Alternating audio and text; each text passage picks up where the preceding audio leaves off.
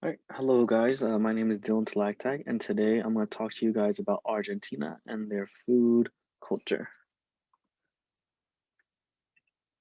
So, some background history of Argentina is located in South America, and it's home to about 4.38 million people. Spanish is their main language found in the region, and its culture is heavily influenced by both Spanish and Italian cuisines. If you did not know, um, Spain colonized them for about almost 300 years. And then from the years about 1853 to 1955, they welcomed about 6.6 immigrants. And a large part of them are Italian and Spain. And fun fact, this is the second largest amount of immigrants in the world, only behind the United States. So some traditional foods that they do have, as you can see here on the right hand side, is empanadas, asado, and chimichurri. Um, they love their asado or their grilled meat, and to pair their grilled meat, they usually eat it with chimichurri. And empanadas is also another one that they do love to eat. Some common ingredients that they will not be eating other than beef would be lamb and pork. And the starches that they use is usually potatoes, sweet potatoes, wheat, and some fruits like apples. The role of food in the everyday life.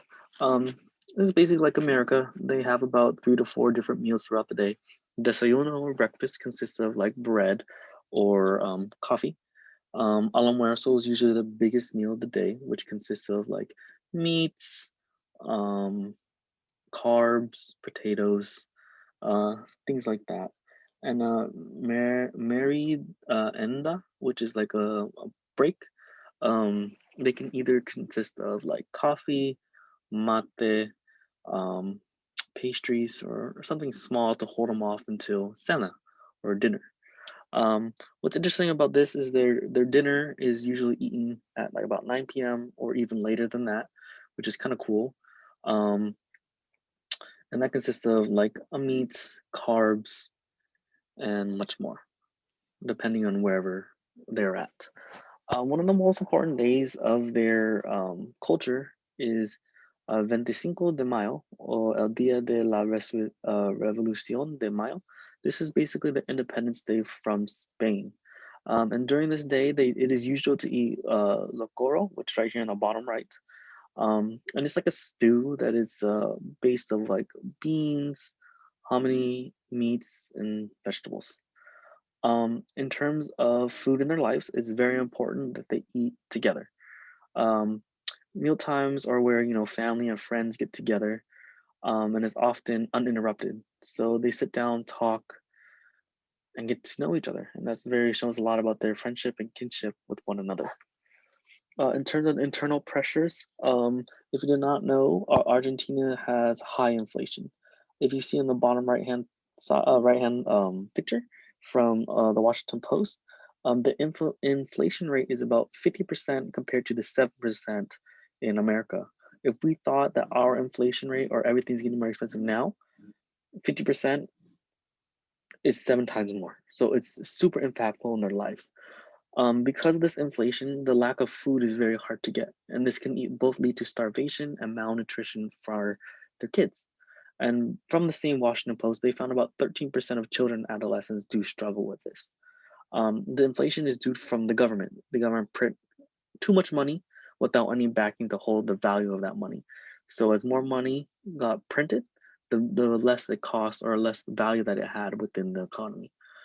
And because of this, many of the Argentinians learned how to adapt, and they learned how to budget their uh, salary or money and buy as soon as possible because an apple today that costs maybe like $1 can be costing $5 tomorrow, which is which adds on to food insecurity for them.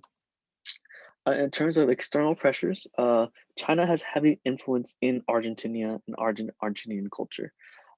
Since 2005, China has invested over 17 billion into them into their infrastructure. And this consists of having their Chinese businesses go inside Argentina, as well as have their people also go into Argentina, which is kind of like a melting pot for them. So many of their cultures have combined with one another into inform Chinese, Argentinian, Peruvian fusion, or chifas.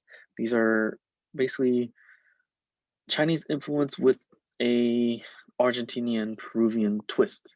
And it is very apparent that we're going to see a lot of this melting pot of flavors in the upcoming years as China is placing heavier influences on Southern America. One of the popular foods that are found, like I said previously, is asado. Asado is the national dish and it comes in all variations. This is one of the foods that if we were to go to Argentina, you should try. I checked over various travel websites and they recommended one place, Don Julio in Buenos Aires. If we ever go there, that's the number one place that has one of the best asados in the world, which you should try if you do go there. And these are my resources. And thank you.